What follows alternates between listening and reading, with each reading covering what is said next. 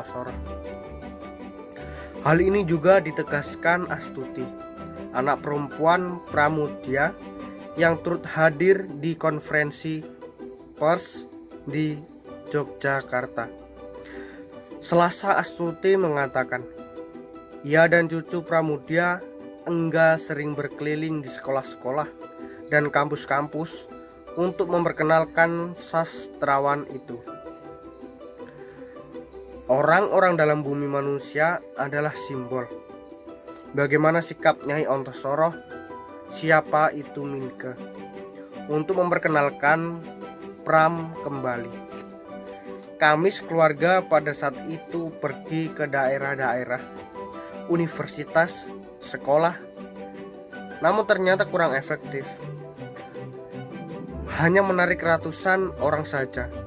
Setelah dirilis film ini, kami berharap akan ada jutaan orang yang mengenal Pram, kata Astuti. Terima kasih, saya Andres Febrianto dari kelas 12 MIPA. Selamat malam. Sinopsis Bumi Manusia, karya Anata Toer. Secara garis besar, cerita berkisah tentang percintaan antara Minke dan analisis Malema yang juga menjadi pengikat cerita. Dalam perjalanannya, penonton akan melihat Minke, seorang Jawa Totok yang dekat dengan kehidupan bangsa kolonial. Dalam hal ini, keluarga analis yang merupakan blasteran Indonesia Belanda.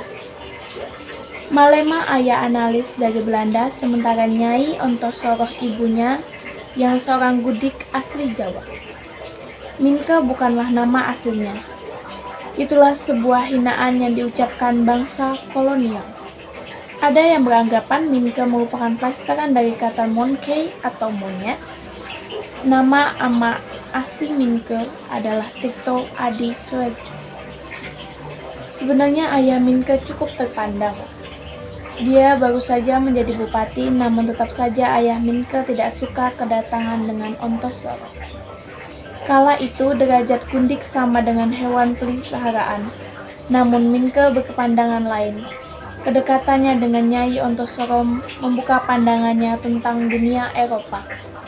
Nyai Ontosoro juga cerminan budaya Eropa yang sedang marak saat itu. Berbeda dengan pemikiran Eropa, Nyai Ontosoro memercikan api perlawanan terhadap penindasan. Tidak peduli walaupun mereka merupakan Jawa Tulen, perjuangan yang dimulai saat pengabdian akan menggugat status analis dari pengasuhan Nyai Ontosoro. Perkenalkan, nama saya Franciscus Febrianto. Saya di sini akan membacakan sinopsis Bumi Manusia karya Anata Toer. Sinopsis Bumi Manusia, secara garis besar, cerita berkisar tentang Minke dan analis Malema yang juga menjadi perangkat cerita. Dalam perjalanannya, penonton akan melihat Minke, seorang Jawa Totok yang dekat dengan kehidupan bangsa kolonial. Dalam hal ini, keluarga analis yang merupakan blasteran Indonesia Belanda. Malema, ayah analis dari Belanda, sementara Nyai Ontosoro ibunya yang seorang Gundik asli Jawa. Sebenarnya ayah Minke cukup berpandang. Dia baru menjadi bupati, namun tetap saja ayah Minke tidak suka kedekatannya dengan Ontosoro. Kala itu, derajat Gundik sama dengan hewan peliharaan. Namun Minke berpandang lain. Kedekatannya dengan Nyai Minke adalah Tirto Adi Suharjo. Nyai Ontosoro juga cermin budaya Eropa yang sedang merak saat ini. Berbeda dengan pemikiran Eropa, Nyai Ontosoro memercikan api perlawanan terhadap penindasan. Tidak peduli walaupun mereka Jawa Tulen. Perjuangan yang dimulai saat pengadilan akan menguatkan status analis dari pengasuhnya Nyai Antasara. Hal ini juga ditegaskan Astuti, anak perempuan Pramedia yang turut hadir di konferensi pers di Yogyakarta Selasa. Astuti menyatakan ia dan cucu Pramedia, Angga, sering berkeliling di sekolah-sekolah dan kampus-kampus untuk memperkenalkan sastrawan itu. Orang-orang dalam bumi manusia adalah simbol. Bagaimana sikap Nyai Antasara, siapa itu Mike, untuk memperkenalkan Pram kembali. Kami sekeluarga pada saat itu pergi ke daerah-daerah universitas, sekolah, namun ternyata kurang efektif. Hanya menarik ratusan orang saja. Setelah dirilis film ini, kami berharap akan ada jutaan mengenal Pram, kata Astuti. Selamat siang, saya Stefan Jalan. Pertama saya ingin mengerjakan potensi dengan itu. Sinopsis Bumi Manusia. Secara garis besar, cerita berkisah tentang percintaan antara Mike dan Ananias, Melema yang juga menjadi pengikat cerita. Dalam perjalanannya, penonton akan melihat Mike, seorang Jawa totok yang dekat dengan kehidupan bangsa kolonial. Dalam hal ini keluarga Ananias yang merupakan blasteran Indonesia Belanda, Melema, ayah Ananias dari Belanda, sementara Nyai Antasara, ibunya yang seorang bundik asli Jawa. Mingke bukanlah nama aslinya, itu sebuah hinaan yang diucapkan bangsa kolonial. Ada yang beranggapan Mingke merupakan plesetan dari kata monkey atau monyet. Nama ama asli Mingke adalah Tirto Adi Suwerjo. Sebenarnya ayah Mingke cukup terpandang, dia baru saja menjadi bupati. Namun tetap saja ayah Mingke ia tidak suka kedekatan dengan Antasara. Kala itu derajat budik sama dengan hewan peliharaan. Namun Mingke berpandangan lain, kedekatan dengannya Antasara membuka pandangan tentang dunia Eropa. Nyai Antasara juga cerminan budaya Eropa yang sedang marak saat itu. Belanda dengan pemikiran Eropa, Nyai Antasara memerlukan api perlawanan terhadap penindasan. Tidak peduli walaupun mereka merupakan Jawa Tulen, perjuangan yang dimulai saat pengadilan akan menggugat status Ananias dari pengasuhan Nyai Antasara. Hal ini juga ditegaskan Astuti, anak perempuan Pramedia yang turut hadir di konferensi pers di Yogyakarta Selasa. Astuti mengatakan, ia dan cucu Pramedia, Angga, sering berkeliling ke sekolah-sekolah dan kampus-kampus untuk memperkenalkan sastrawan itu. Orang-orang dalam bumi manusia adalah simbol. Bagaimana sikap Nyai Antasara, siapa itu Mingke, untuk memperkenalkan peran kembali. Kami keluarga pada saat itu pergi ke daerah-daerah, universitas atau sekolah. Namun ternyata kurang efektif, hanya menarik ratusan orang saja. Setelah dirilis film ini, kami berharap akan ada jutaan orang mengenal. Perkenalkan, nama saya Auren Nurfeni dari kelas 12 IPA. Di sini saya akan membacakan sebuah sinopsis novel yang berjudul Pram dan Duku Paru karya Ahmad Tohari. Berlatar ketika musim kemarau panjang di sebuah perkumpulan singkatan terpencil di Duku Paru. Kehidupan yang masih primitif belum menyentuh peradaban maju dunia luar, dengan berbagai benda di kebodohan yang terbenam pada perilaku penghuninya. Sumpah serapah dan kara cabul menjadi media interaksi mereka.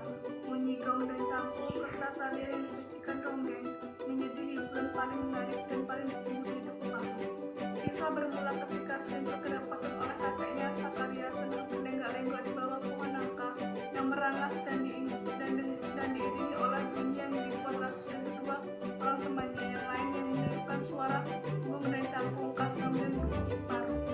Srintil yang masih belia sudah mampu menarikan berbagai tarian yang biasa dibawakan oleh seorang orang yang dewasa.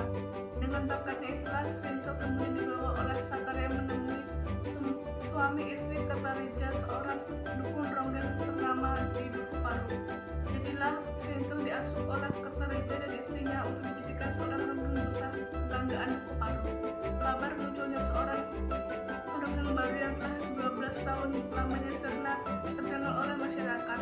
Senyum bahagia mekar di wajah mereka. Senang dirasa akhirnya Duku Paru yang sudah lama tidur kembali bangun. Namun untuk menggapai cita-citanya menjadi seorang ronggeng sejati, Srintil harus melewati berbagai tahapan, mulai dari menari beberapa ronde setiap malam, mandi kembang di kuburan Ki Secamanggala yang katanya nenek moyang semua penghuni Duku Paru, hingga harus melakukan acara buka kelambu yang artinya Srintil harus menyerahkan keperawanannya kepada seorang laki-laki yang mampu memenuhi syarat yang diajukan. Srintil yang tidak dalam melakukan buka kelambu dengan dua orang laki-laki terpilih yang mampu memenuhi syarat berupa sekeping emas sehingga menemui rasus dan memintanya untuk bersegama. Sungguh malang nasib kedua pemuda itu. Mereka terjatuh tipu muslihat Kertarija dan istrinya yang hanya mengincar harta yang mereka persembahkan untuk memenuhi persyaratan buka kelambu bersama Srintil. Semenjak peristiwa itu, Rasus pergi meninggalkan tanah airnya untuk menuju pasar Dahuan. Di sana ia menjadi buruh pengupas ubi kayu. Tetapi takdir membawanya kembali bertemu Srintil yang mengenakan banyak perhiasan emas yang bertengkar menghiasi tubuh mulutnya. Hasil Srintil meronggeng di setiap malam.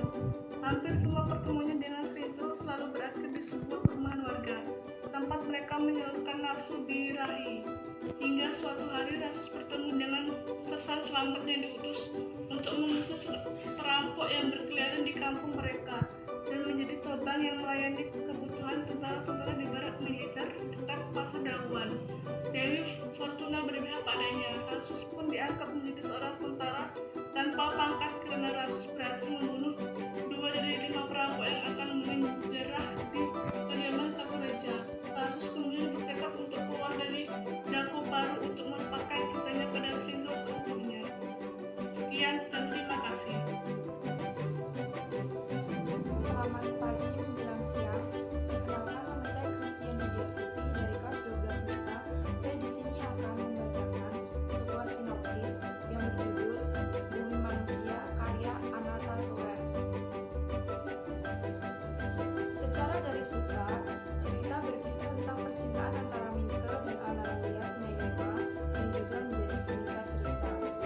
Dalam perjalanannya, penonton akan melihat Minke, seorang Jawa totok yang dekat dengan kehidupan bangsa kolonial.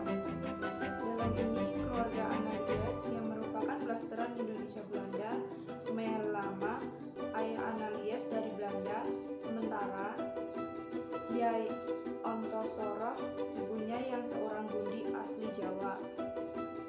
Minke bukanlah nama aslinya. Itu sebuah hinaan yang diucapkan bangsa kolonial. Ada yang beranggapan Minke merupakan plesetan dari kata monkey atau monyet. Nama asli Minke adalah Tirto Atli Suworejo. Sebenarnya, ayah Minke cukup terpandang. Dia baru saja menjadi bupati. Namun, tetap saja, ayah Minke tidak suka kedekatannya dengan Ontosoro. Kala itu, derajat Bundi sama dengan hewan peliharaan. Namun, Minke berpandangan lain. Kedekatannya dengan Nyai Ontosoro membuka pandangannya tentang dunia Eropa.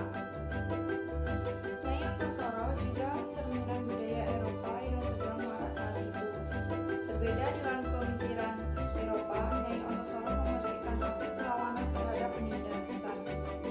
Tidak peduli walaupun mereka merupakan jagoan, perjuangan yang dimulai saat pengadilan akan menggugat status Analias dari pengasuhan Nyai Ontosoro. hal ini juga ditegaskan Astuti, anak perempuan Pramudia yang turut hadir di konferensi pers di Yogyakarta, Selasa. Astuti mengatakan, ia dan cucu Pramudia, Angga, sering berkeliling ke sekolah dan kampus-kampus untuk memperkenalkan sastrawan itu. Orang-orang dalam bumi manusia adalah simbol bagaimana sikap Nyai Ontosoro, siapa itu Minke, untuk memperkenalkan Pram kembali. Kami sekeluarga pada saat itu pergi ke daerah-daerah, universitas, sekolah, namun ternyata kurang efektif. Hanya menarik peraturan orang saja. Setelah dirilis film ini, kami berharap akan ada jutaan mengenal Pram, kata Astuti. Sekian, saya akhiri. Selamat pagi menjelang siang. Terima kasih. Perkenalkan, nama saya Maria Dita Argata, saya dari kelas 12 IPA. Di sini saya akan membacakan sinopsis novel yang berjudul Bumi Manusia, karya Anata Toer. Secara garis besar, cerita berkisah tentang percintaan antara Minke dan analis Melema yang juga menjadi pengikat cerita. Dalam perjalanannya, penonton akan melihat Minke, seorang Jawa Totok yang dekat dengan kehidupan bangsa kolonial. Dalam hal ini, keluarga analis yang merupakan blasteran Indonesia Belanda. Melema, ayah analis dari Belanda, sementara Nyai Ontosoro ibunya yang seorang gundik asli Jawa. Minke bukanlah nama aslinya, itu sebutan hinaan yang diucapkan bangsa kolonial. Ada yang beranggap Minke merupakan plesteran dari kata manki atau monyet. Nama aslinya Minke adalah Tirto Adi Surjo. Sebenarnya ayah Minke cukup terpandang. Dia baru saja menjadi bupati. Namun tetap saja ayah Minke tidak suka kedekatannya dengan Ontosoro. Kala itu derajat gundik sama dengan hewan peliharaan. Namun Minke berpandangan lain. Kedekatannya dengan Nyai Ontosoro membuka pandangannya tentang dunia Eropa. Nyai Ontosoro juga cerminan budaya Eropa yang sedang marak saat itu. Berbeda dengan pemikiran Eropa, Nyai Ontosoro memercikan api perlawanan terhadap penindasan. Tidak peduli walaupun mereka merupakan Jawa Tulen. Perjuangan yang dimulai saat pengadilan akan menggugat status analis dari pengasuhan Nyai Ontosoro. Hal ini juga ditegaskan Astuti, anak perempuan Pramudia yang turut hadir di konferensi pers di Yogyakarta. Selasa, Astuti mengatakan, ia dan cucu Pramudia, Angga, sering berkeliling ke sekolah-sekolah dan kampus-kampus untuk memperkenalkan sastrawan itu. Orang-orang dalam bumi manusia adalah simbol. Bagaimana sikap Nyai Ontosoro, siapa itu Minke. Untuk memperkenalkan Pram kembali, kami sekeluarga pada saat itu pergi ke daerah-daerah, universitas, dan sekolah. Namun, ternyata kurang efektif, hanya menarik ratusan orang saja. Setelah dirilis film ini, kami berharap akan ada jutaan orang mengenal Pram, kata Astuti. Sekian dari saya dan terima kasih. Pagi, saya Nanda Sagitaningrum dari kelas 12 MIPA. Di sini saya akan membacakan sinopsis novel Ronggeng Dukuh Paruh karya Ahmad Tohari. Berlatar ketika musim kemarau panjang di sebuah perdukuhan sempit dan terpencil di Dukuh Paruh. Kehidupan yang masih primitif belum menyentuh peradaban maju dunia luar dengan berbagai tetek bengek ciri kebodohan yang terbenam pada perilaku penghuninya. Sumpah serapah dan kata cabul menjadi media interaksi mereka. Bunyi gong dan cangklung serta tarian yang disajikan ronggeng menjadi hiburan paling menarik dan paling ditunggu di Dukuh Paruh. Kisah bermula ketika Serintil kedapatan oleh kakeknya, Sakarya, tengah berlenggak-lenggok di bawah pohon nangka yang meranggas dengan diiringi oleh bunyi yang dibuat Rasus dan kedua orang temannya yang lain yang menirukan suara gong dan cangklung khas ronggeng Dukuh Paruh. Serintil yang masih belia sudah mampu menarikan berbagai tarian yang biasa dibawakan oleh seorang ronggeng dewasa. Dengan bakatnya itulah, Srintil kemudian dibawa oleh Sakarya menemui suami istri Kertareja, seorang dukun ronggeng ternama di Dukuh Paru. Jadilah Srintil diasuh oleh Kertareja dan istrinya untuk dijadikan seorang ronggeng besar kebanggaan Dukuh Paru. Kabar munculnya seorang ronggeng baru yang telah 12 tahun lamanya sirna terdengar oleh masyarakat. Senyum bahagia mekar di wajah mereka. Senang dirasa akhirnya Dukuh Paru yang sudah lama tidur kembali bangun.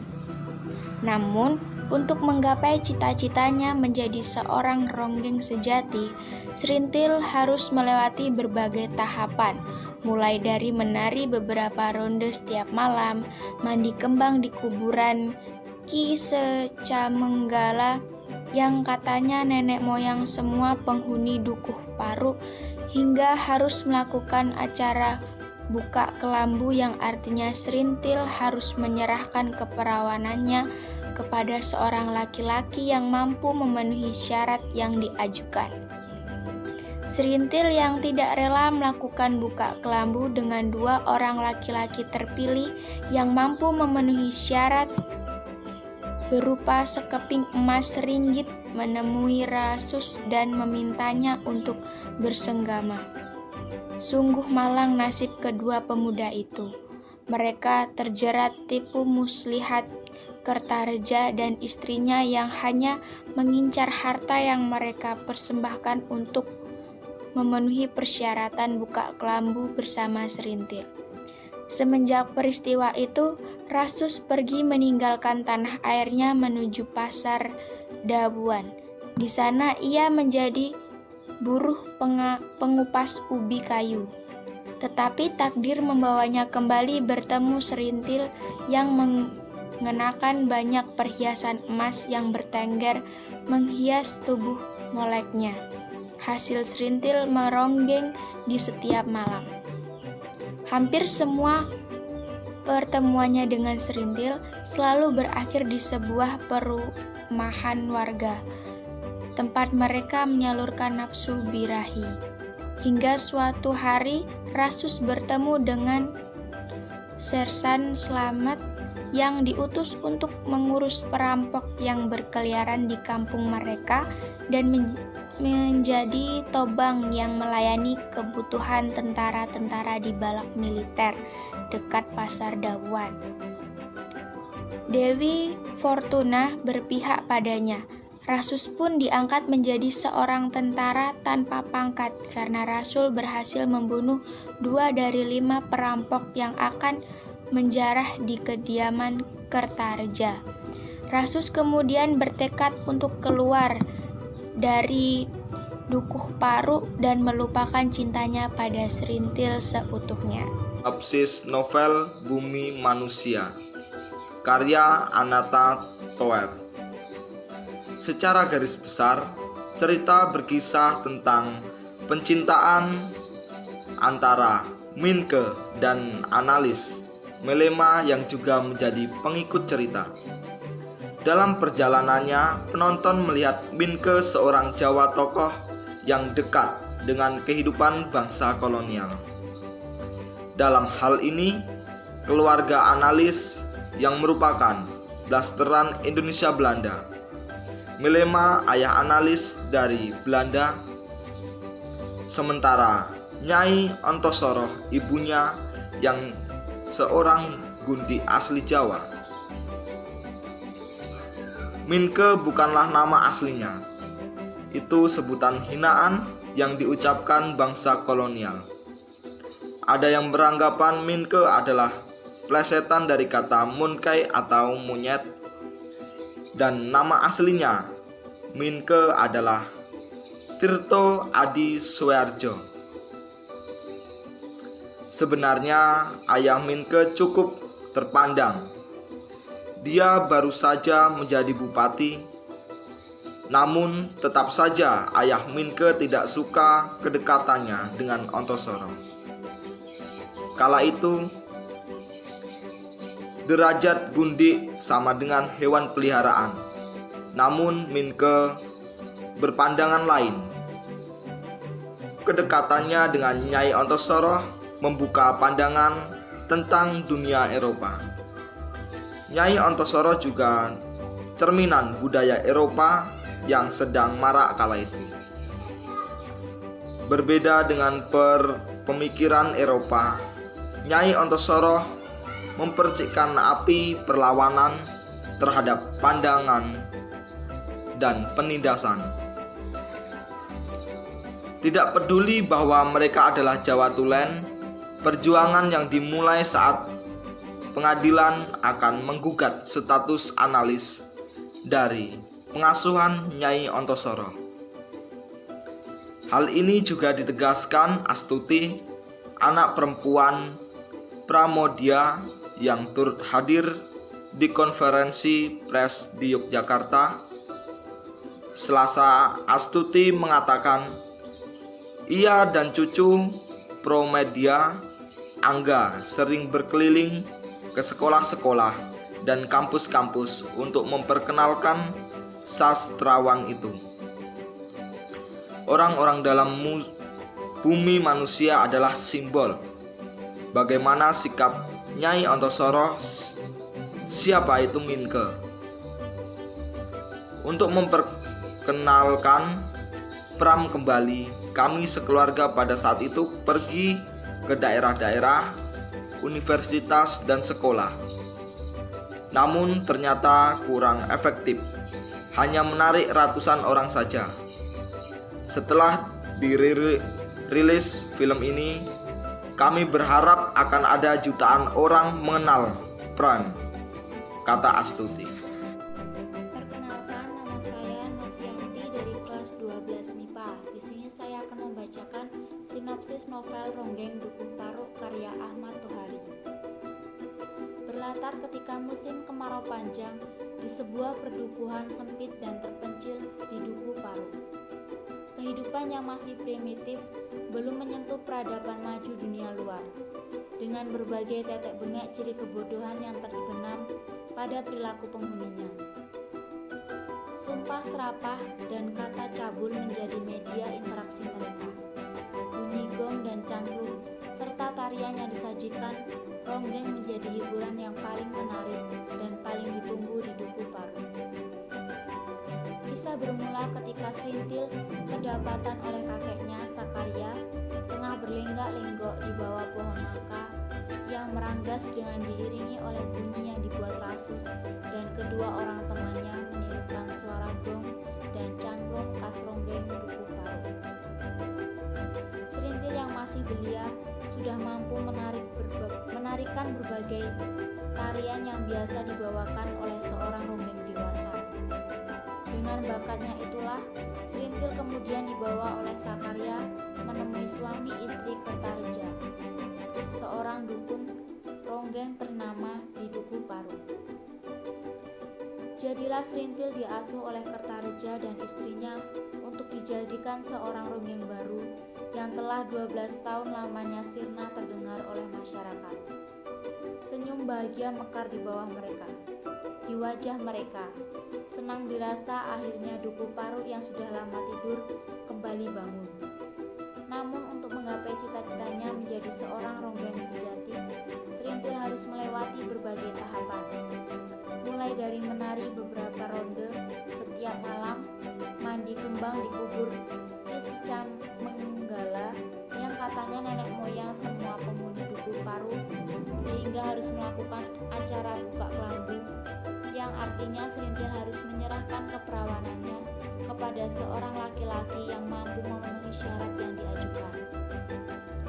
Serintil yang tidak rela melakukan buka kelambu dengan dua orang laki-laki yang mampu memenuhi syarat berupa sekeping emas ringgit, menemui Rasus dan memintanya untuk bersenggama.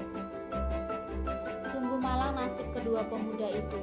Mereka terjerat tipu muslihat Kertareja dan istrinya yang hanya mengincar sepencar harta yang mereka persembahkan untuk memenuhi persyaratan buka kelambu bersama Serintil.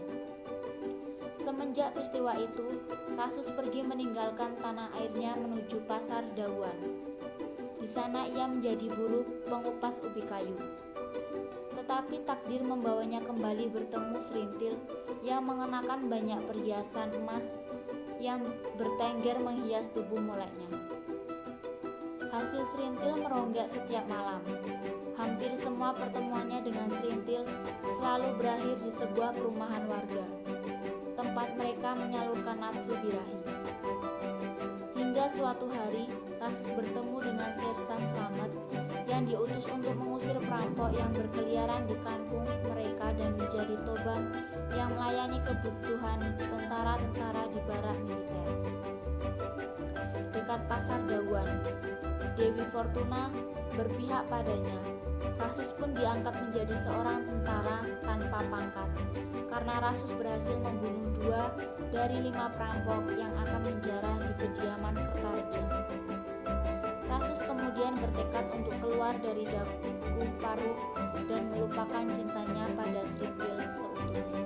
Demikianlah sinopsis Ronggeng Duku Paruk yang dapat saya sampaikan. Terima kasih. Baiklah, saya dari Syareni Susanti. Di sini saya akan bacakan sebuah sinopsis novel yang berjudul Bumi Manusia, karya Anata Toer. Secara garis besar, cerita berkisah tentang percintaan antara Minke dan analis Melema yang juga menjadi pengikat cerita. Dalam perjalanannya, penonton akan melihat Minke, seorang Jawa Totok yang dekat dengan kehidupan bangsa kolonial. Dalam hal ini, keluarga analis yang merupakan blasteran Indonesia, Belanda, Melena ayah analis dari Belanda, sementara Nyai Entosoroh ibunya yang seorang gundik asli Jawa. Minke bukanlah nama aslinya. Itu sebuah hinaan yang diucapkan bangsa kolonial. Ada yang beranggapan Minke merupakan plesetan dari kata monkey atau monyet. Nama asli Minke adalah Tirto Adi Suherjo. Sebenarnya ayah Minke cukup terpandang. Dia baru saja menjadi bupati. Namun, tetap saja ayah Minke tidak suka kedekatannya dengan Ontosoroh. Kala itu, derajat gundik sama dengan hewan peliharaan. Namun Minke berpandangan lain. Kedekatannya dengan Nyai Ontosoroh membuka pandangannya tentang dunia Eropa. Nyai Ontosoroh juga cerminan budaya Eropa yang sedang marak saat itu. Berbeda dengan pemikiran Eropa, Nyai Ontosoroh mempercikan perlawanan terhadap penindasan. Tidak peduli walaupun mereka merupakan Jawa Tulen. Perjuangan yang dimulai saat pengadilan akan mengubah status analis dari pengasuhan Nyai Ontosoroh. Hal ini juga ditegaskan Astuti, anak perempuan Pramedia yang turut hadir di konferensi pers di Yogyakarta. Selasa, Astuti mengatakan ia dan cucu Pramedia Angga sering berkeliling di sekolah dan kampus-kampus untuk memperkenalkan sastrawan itu. Orang-orang dalam Bumi Manusia adalah simbol bagaimana sikap Nyai Ontosoroh. Siapa itu Minke? Untuk memperkenalkan Pram kembali. Kami sekeluarga pada saat itu pergi ke daerah-daerah universitas, sekolah, namun ternyata kurang efektif, hanya menarik ratusan orang saja. Setelah dirilis film ini, kami berharap akan ada jutaan orang mengenal Pram, kata Astuti. Demikianlah sinopsis novel yang dapat saya sampaikan. Apabila ada kesalahan dalam tutur kata, saya mohon maaf. Sekian dan terima kasih. Di sini saya akan membacakan tentang sinopsis Bumi Manusia karya Ananta Toer.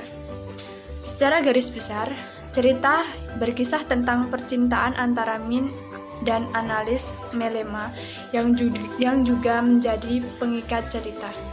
Dalam perjalanannya, penonton akan melihat Min, seorang Jawa totok dekat dengan kehidupan bangsa kolonial.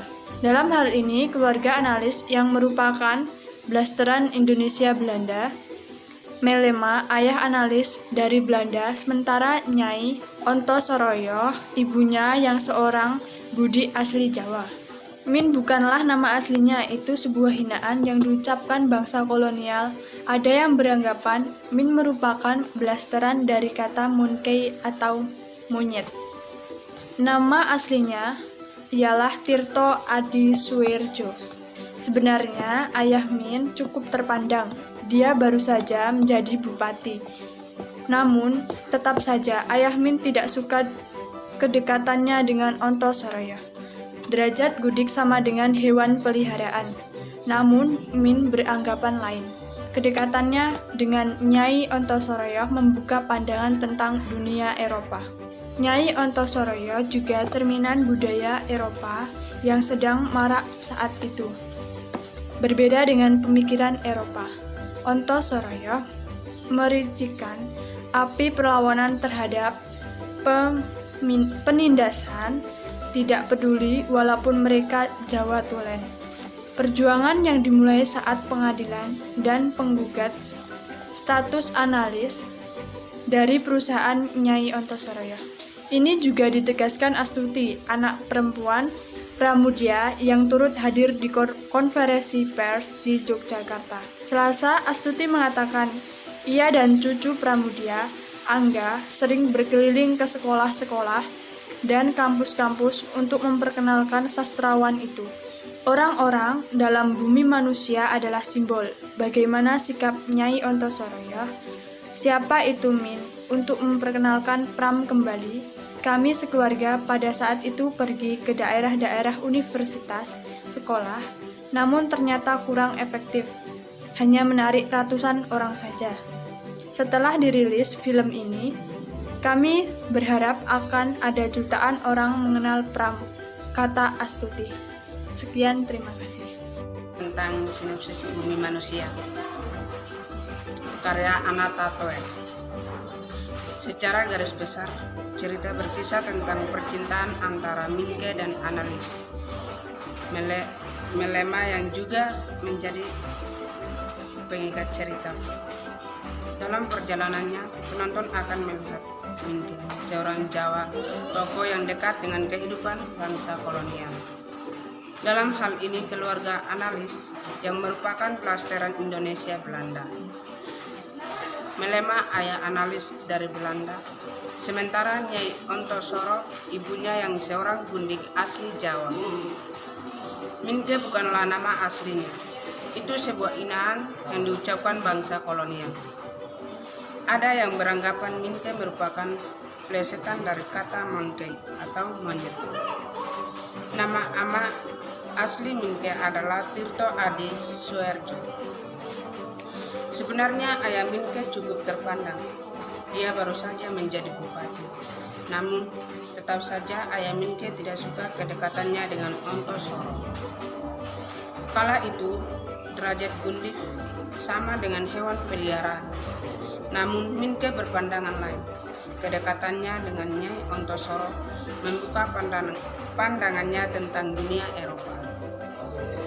Nyai Ontosoro juga cerminan budaya Eropa yang sedang marak saat itu. Berbeda dengan pemikiran Eropa, Nyai Ontosoro memercikan api perlawanan terhadap penindasan. Tidak peduli walaupun mereka merupakan Jawa Tulen. Perjuangan yang dimulai saat pengadilan akan menggugat status analis dari pengasuhan Nyai Ontosoro. Hal ini juga ditegaskan Astuti, anak perempuan Pramudia yang turut hadir di konferensi pers di Yogyakarta.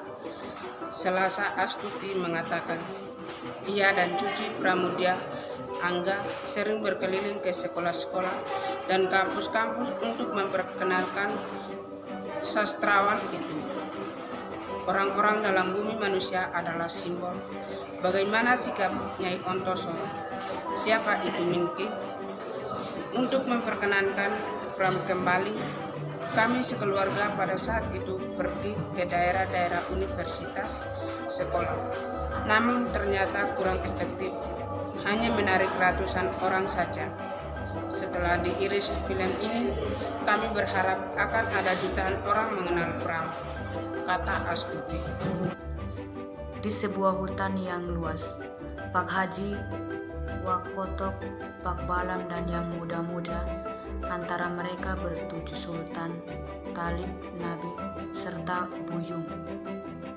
Wak Kotok adalah yang disegani sebagai pemimpin, karena dipercaya jago silat dan memiliki ilmu gaib. Dengan rombongan 7 orang, mereka merasa lebih aman dan lebih dapat bantu-membantu. Mereka semua berkelakuan baik di kampungnya. Pak Haji dihormati orang di kampung karena umur dan hajinya, sementara Wak Katok selalu membawa senap tua itu untuk berburu atau menjaga diri, dan Buyung bangga dengan kepandaian menembak senapan dan lantak. Buyung selalu berharap akan diberi ilmu untuk memikat wanita pujaannya. Tetapi Wak Katok belum memberinya.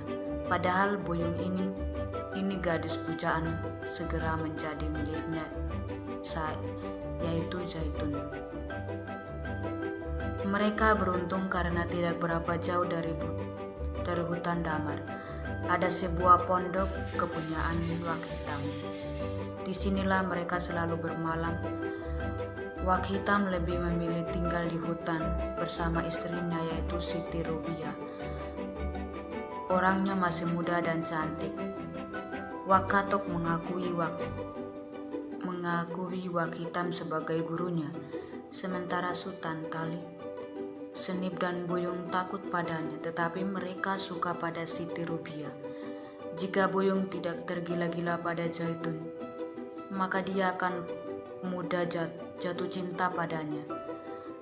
Wak Hitam sering sakit-sakit dan lebih banyak tinggal di kamarnya saja. Ia menjadi kesempatan bagi Wak Katok untuk mengganggu Siti Rubiah. Para pencari damar itu sudah hampir 2 minggu di hutan, dan lusa mereka akan pulang dengan damar yang banyak. Tetapi tidak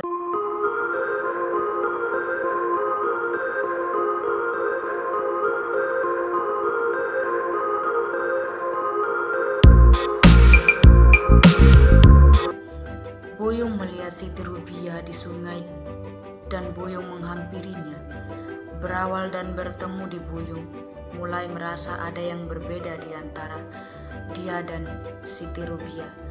Lebih lagi ketika Siti Rubiah menceritakan tentang ia yang dipaksa kawin serta pengalaman pahit selama menjadi istri Wak Katok.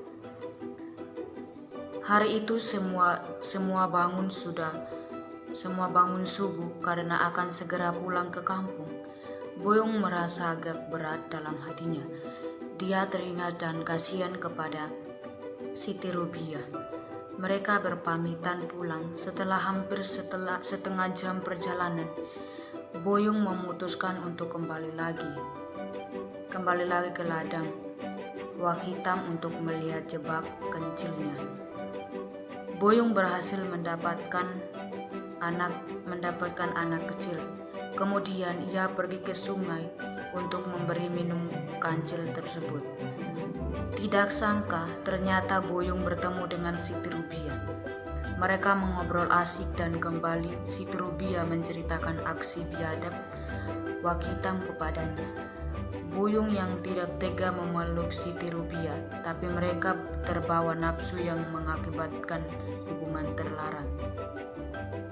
Buyung pun menyusul teman-temannya dan kancil itu diberikannya kepada Siti Rubiah. Setelah bertemu, mereka memutuskan untuk berburu rusa, dan beruntung karena Buyung berhasil menembak seekor rusa jantan. Mereka mendengar auman harimau untuk pertama kalinya. Ketika mereka telah tiba membawa rusa di tempat bermalam, dan rusa telah digantungkan kepada sebuah cabang pohon yang kuat, dan Wak Katok baru saja selesai mengulitnya. Mereka semua takut dan terdiam. Namun hanya sebentar, karena tidak lagi mendengar aum harimau. Nasib Pak Balam kurang baik. Diterkam harimau dan dibawa lari jauh ke dalam hutan. Pak Balam ditemukan dalam keadaan parah. Pak Balam meminta teman-temannya untuk jujur mengaku dosa-dosanya karena harimau itu dikirim Tuan untuk menghukum. Kemudian Pak Balam menceritakan semua dosa-dosanya yang dilakukan bersama Wak Katok sewaktu perang melawan Belanda. Wak Katok duduk dan air mukanya kaku. Boyong pun jadi teringat dosa yang baru saja dilakukan. Sebelum pergi, Wak Katok melakukan ritual.